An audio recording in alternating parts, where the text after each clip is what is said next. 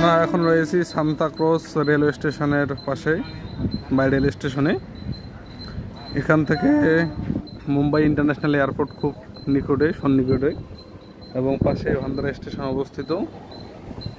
এখানে কয়েকটা জিনিস খুব ভালো দেখা যাচ্ছে। আপনারা দেখতে পাচ্ছেন লোকাল যে ট্রেনগুলো খুব হাই স্পিডে যাচ্ছে এবং অ্যাভেলেবেল ট্রেন।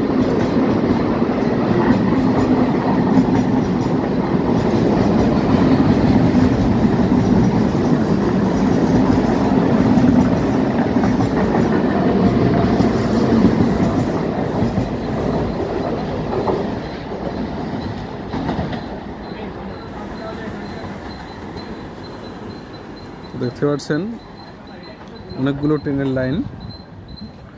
এই লাইনগুলো থেকে সব সময় 1 মিনিটও লাগে না একটা ট্রেন ক্রস হতে। কন্টিনিউ ট্রেন আসতেই থাকে। একটা গেল, এবার একটা আসতেছে।